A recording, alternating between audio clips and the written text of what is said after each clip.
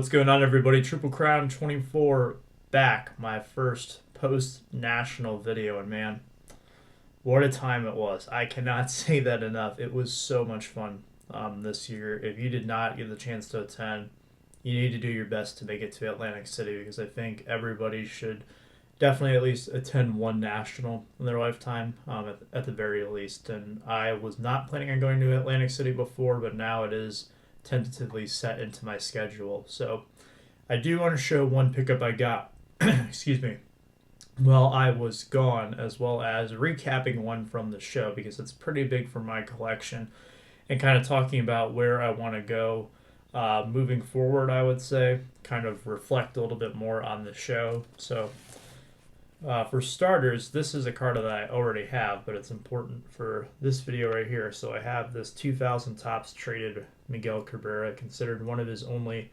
two true rookies. Now, the other one that is considered his true rookie was one that I bought right before the show, and it was the #1 card on my want list for the show. I never saw it once at the convention, so I'm even more happy that I bought it. And I bought it on Monday before the show because of the eBay Bucks deal. I asked a couple of YouTubers what they thought about it. They thought it looked good. I have it in person now. I gotta say, it looks fantastic. I'm very happy with this purchase. But this is the Chrome traded, and these are the more coveted ones.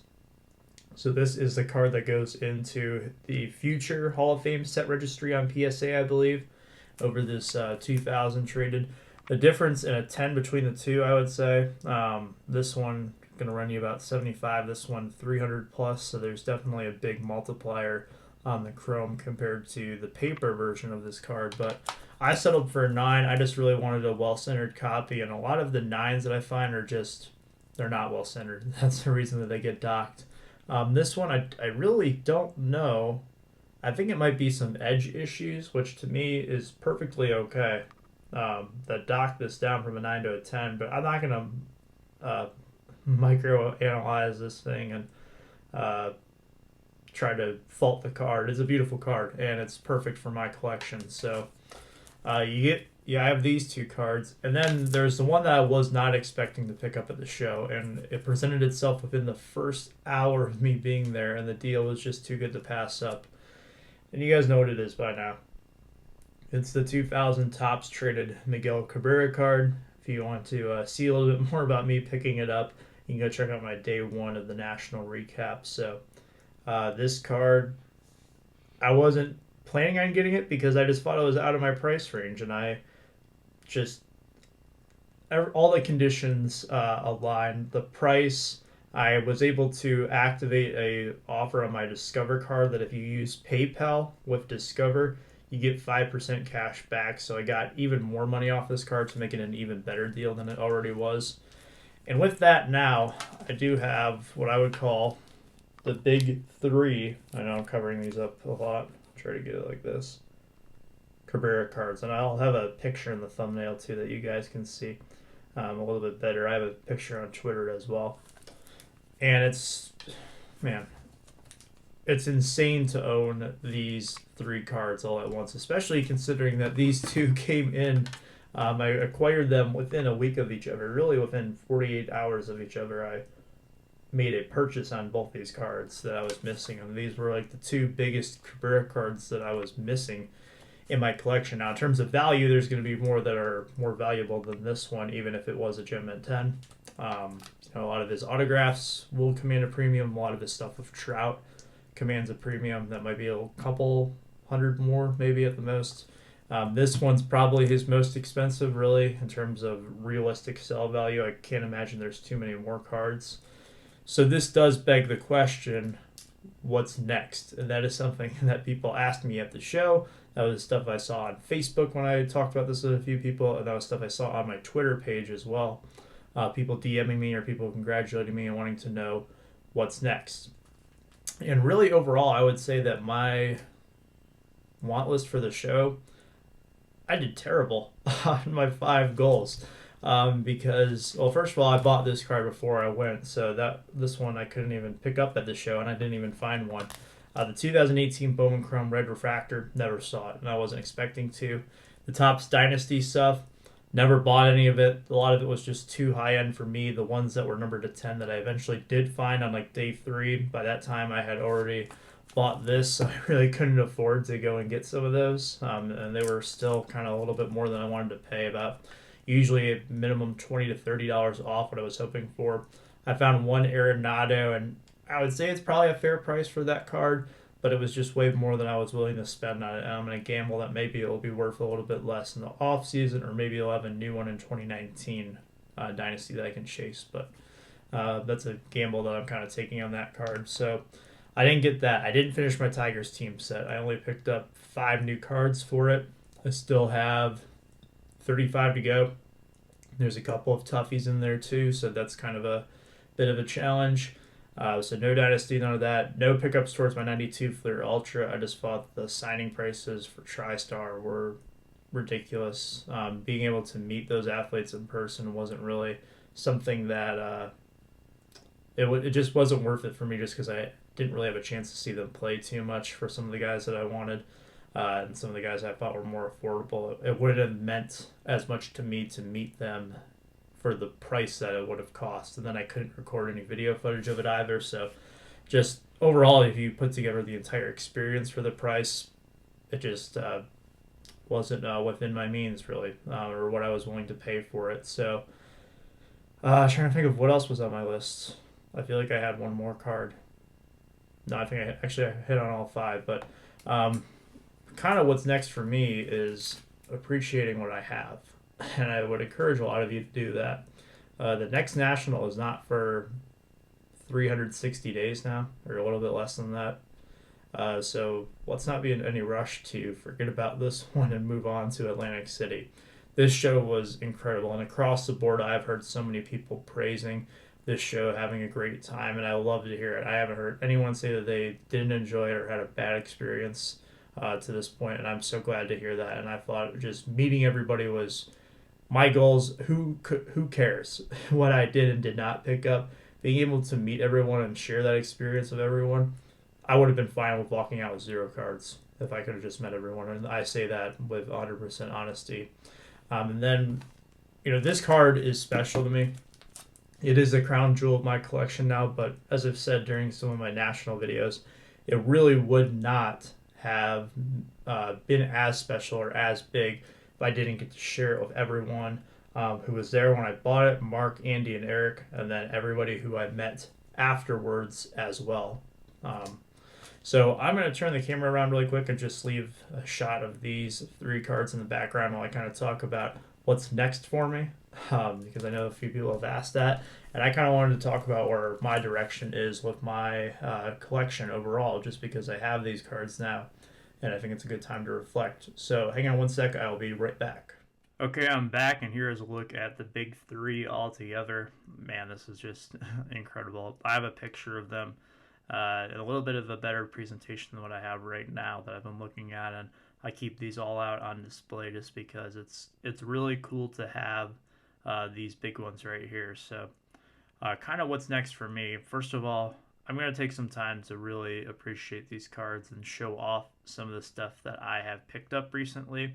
So some of my videos might be kind of going back to some stuff that I picked up. There'll be some stuff you've seen, some stuff you haven't. But the reason for that is because my count as of today is at 1,080 unique Miguel Cabrera cards.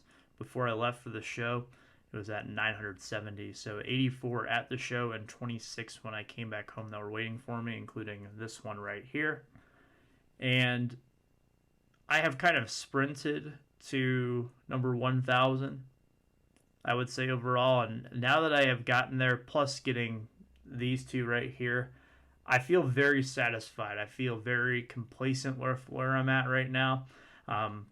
Really, overall, that doesn't mean I'm going to stop collecting by any means. I'm going to keep going, but I'll probably slow down my pace just a little bit. You're not going to see a huge Cabrera every week from me, but I do want to take some time to really appreciate what I picked up at the show and share those experiences with you, or talk about some of the cards in my collection that I already have, because there are cards that I picked up before I was even on YouTube, or before a lot of you were subscribed to this channel. And one of the really cool things about the show is that it has exposed my channel to so many new people, and I've been exposed to many new channels as well that I will get to be able to watch here in the coming weeks when things kind of calm down for me. This week in particular is very busy, so this is going to be my lone video of the week.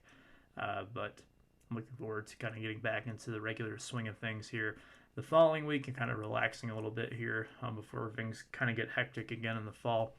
But my point being is that a lot of times, a lot of people will not go back and watch some of the old videos, and I don't blame you. I have so many videos, and I'm not a huge fan of all of them, to be honest. There are some that I think I just didn't do a very good job on.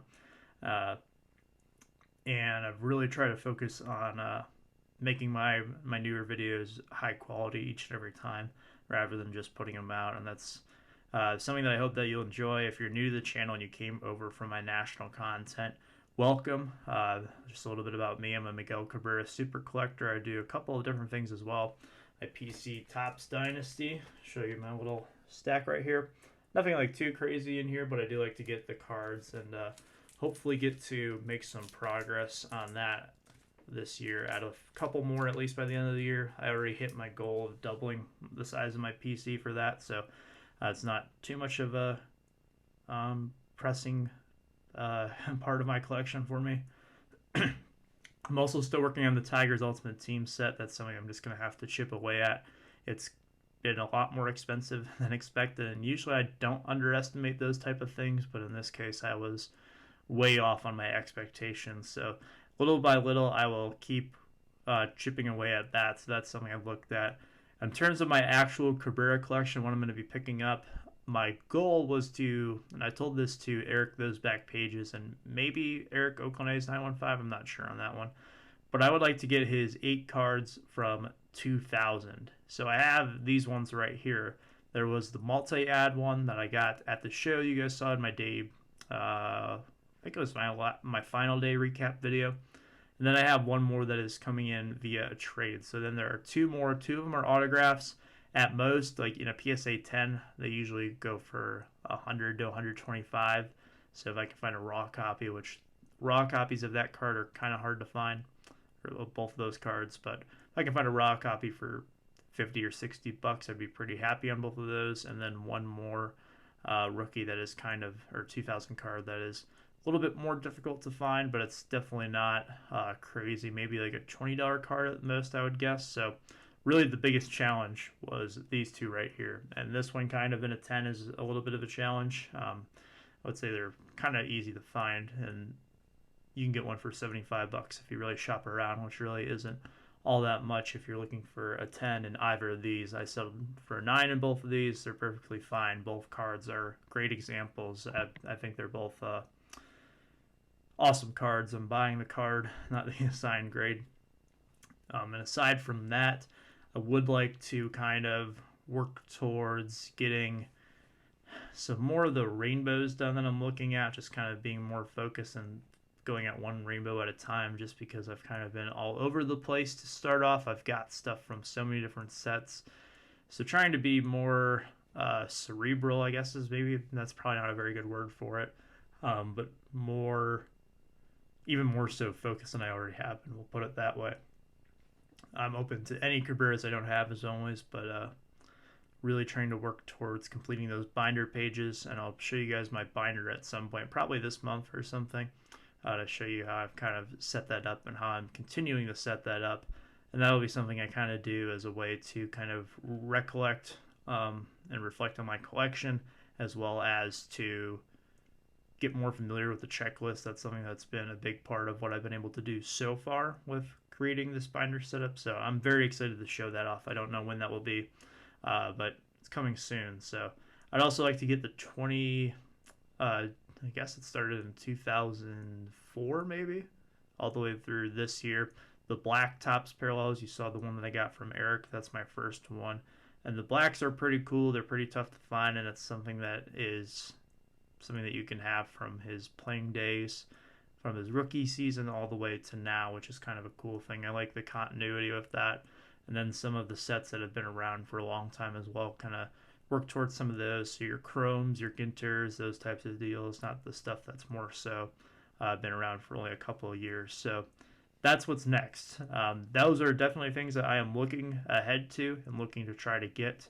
But I would say that I've done a really good job of completing my goals for this year. I think I've pretty much hit them all, or the ones that I have not hit are just not of interest to me anymore, and that's perfectly okay with me. Interests change over time, so that is kind of where I'm at right now. So, one quick thing before I go today. As I mentioned earlier, there are a lot of new subscribers on this channel, and I want to thank you guys so much for pushing me over the 500 sub mark. I was very surprised when that happened.